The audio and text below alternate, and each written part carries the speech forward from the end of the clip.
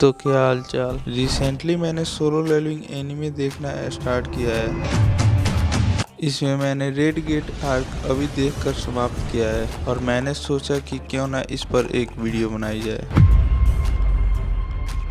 इस वीडियो में मैं रेड गेट आर्क पर तो डिस्कस करूंगा ही, और इस वीडियो के एंड में मैं कुछ पॉइंट्स रखूंगा कि मुझे इस आर्क में क्या अच्छा लगा या कहां मेरे कंजूस दिमाग ने थोड़ा बहुत डोपामिन रिलीज किया, जिससे एग्जाम की वजह से जो भी मेरा दिमाग इधर उधर हुआ था वो अपनी सही जगह पर चला आया। इस आर्क के स्टार्टिंग में ही हम सुओ को उसके सिस्टर के स्कूल में देखते हैं, क्योंकि सुओ की मीटिंग उसकी सिस्टर के टीचर के साथ थी। यहाँ टीचर जिनू से एक सवाल पूछते हैं कि क्या जीना की पावर्स फ्यूचर में अवेकन हो जाती है तो जिनू उसे एक हंटर बनाएगा, जिस पर ऑफ कोर्स जिनू साफ साफ मना कर देता है, क्योंकि जिनू ने डंजन की लाइफ कुछ ज्यादा ही करीब से देख रखी है। अब टीचर जिनू को जीना के एक बेस्ट फ्रेंड के बारे में बताती है जिसकी पावर्स अभी अवेकन हो चुकी है और अभी वो डंजन रेड्स में हिस्सा ले रही है। हालांकि टीचर ने उसे रोकने का तो ट्राई किया बट इसका कोई फायदा हुआ नहीं, और अब वो जिनू से रिक्वेस्ट करती है कि वो इसे हंटर बनने से रोक दे,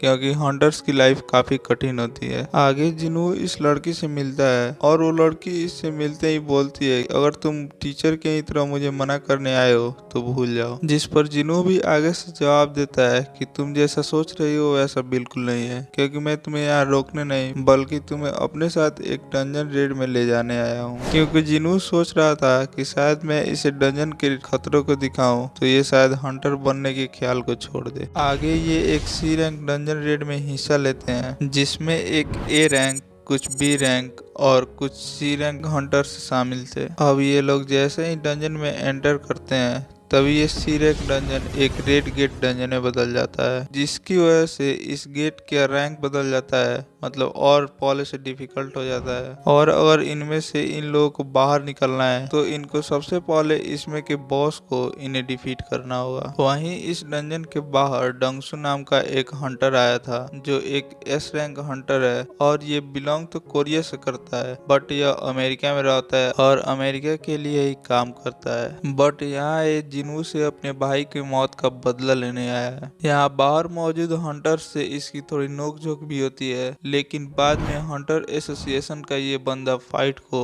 स्टॉप करा देता है। वहीं अंदर इन सभी के एंटर करते ही आइस एल्फ्स इन पर अटैक कर देते हैं और इनका निशाना होते हैं जीना की फ्रेंड और इन्हीं में से एक ई रैंक हंटर। जहां जिनू तो जीना के फ्रेंड को बचा लेता है लेकिन वो ई रैंक हंटर मारा जाता है। अब इनमें जो ए रैंक का हंटर था वो कुछ पावरफुल हंटर्स को लेता है और यहाँ से दूसरी तरफ निकल जाता है। वहीं जिनू के साथ जीना की फ्रेंड एक बी रैंक हंटर और एक सी रैंक हंटर बच जाते हैं, और वो बी रैंक हंटर जिनू के साथ इसलिए आई क्योंकि उसने देखा था कि आइस एल्फ्स के अटैक को और कोई डिटेक्ट नहीं कर पाया, लेकिन जिनू ने उसे रोक भी लिया। इसके बाद जिनू जंगल के रास्ते से जाने लगता है। वहीं ये लोग इससे पूछते हैं कि हम लोग इस रास्ते से क्यों जा रहे हैं, यहाँ पर तो बहुत सारे आइस बियर्स होंगे। तो जिनू भी आगे से जवाब देता है कि हाँ, यहाँ सिर्फ और सिर्फ आइस बियर्स ही होंगे। इसके बाद जिनू अपनी इन्वेंट्री से स्नो क्लॉथ्स निकाल करके इन सबको देता है। वहीं ये सब देख करके जिनू के टीम के हंटर्स काफी हैरान होते हैं, और तभी जीना की फ्रेंड जिनू से पूछती है कि आखिर तुम ये कैसे कर पा रहे हो, जिस पर जिनू जवाब देता है कि आगे तुम लोग जो भी देखने वाले हो उस पर कोई सवाल मत पूछना। इसके बाद जिनू यहाँ के सभी स्नो बियर्स को हंट करता है और बाद में इग्रिस की मदद से इन सभी के बॉस को भी हंट कर देता है। इसके बाद हम उस ए रैंक वाले हंटर को देखते हैं जिसकी पूरी टीम को आइस एल्फ ने खत्म कर दिया था।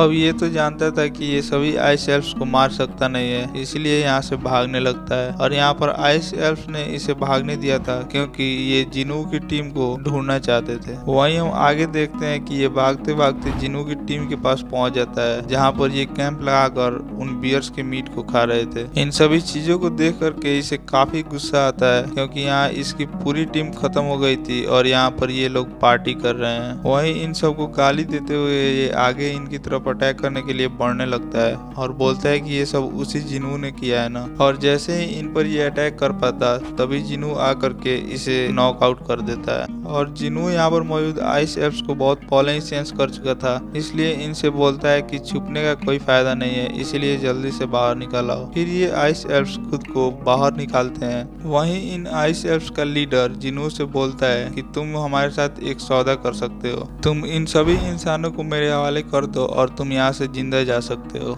क्योंकि हम कभी भी इंसानों को देखते हैं तो हमारे कानों में एक आवाज गूंजने लगती है कि मार दो, और ये आवाज तब तक गूंजती रहती है जब तक कि हम सभी इंसानों को हंट नहीं कर देते। लेकिन तुम जब सामने आए तो तुम्हारे लिए ऐसी कोई भी आवाज हमारे कानों में नहीं आई।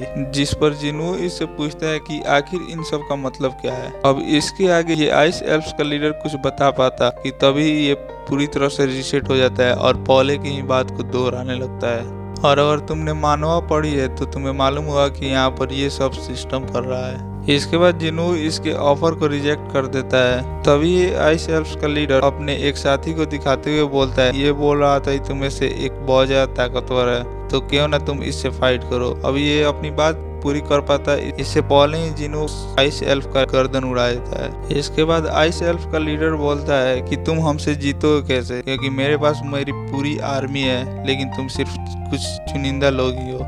वहीं जिनू आगे से बोलता है, are you sure about that. इसके बाद ये अपने शैडो मॉन्स्टर्स को समन करता है और इन सब में बहुत खतरनाक फाइट स्टार्ट हो जाती है।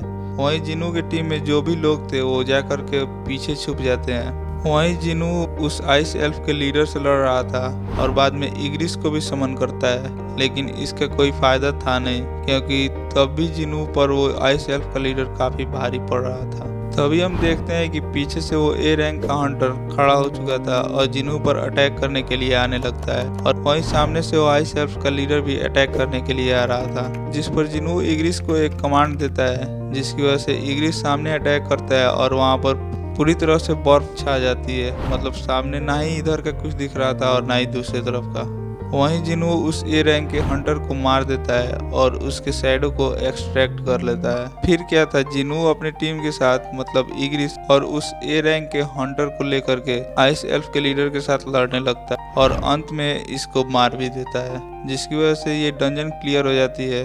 वहीं जिनू उस आइस एल्फ के लीडर के शैडो को भी एक्सट्रैक्ट करने का ट्राई करता है, लेकिन कर नहीं पाता क्योंकि ये काफी वीक था। हाँ, इस चीज को एनीमे में तो नहीं दिखाया गया है, लेकिन मानवा में था। तो चलो कुछ पॉइंट पर डिस्कस कर लेते हैं। अब देखो, सबसे पहला पॉइंट तो है बेस्ट सीन का, और ये सोलो लेवलिंग का एनीमे है तो इसमें बेस्ट सीन और क्या हो सकता है, जिनू के शैडो आर्मी के समन करने के अलावा। तो जो तुम स्क्रीन पर देख रहे हो ये सीन मुझे काफी अच्छा लगा इस आर्क के अंदर। और तुम्हें पता ही होगा कि इस आइस एल्फ के लीडर को आवाज राणा दगुवती ने दिया है, और पता नहीं तुमने नोटिस किया या नहीं, लेकिन राणा दगुवती की आवाज मुझे काफी सारे कैरेक्टर्स में देखने को मिली, जैसे कि इस आइस एल्फ के लीडर और साथ ही हंटर गिल्ड का आवाज भी शायद से राणा दगुवती ने दिया है। और आए के आर्क को भी देखोगे तो तुम लोग इस चीज को नोटिस कर सकते हो, और कमेंट में जरूर बताना तुमने इस बात को नोटिस किया या नहीं।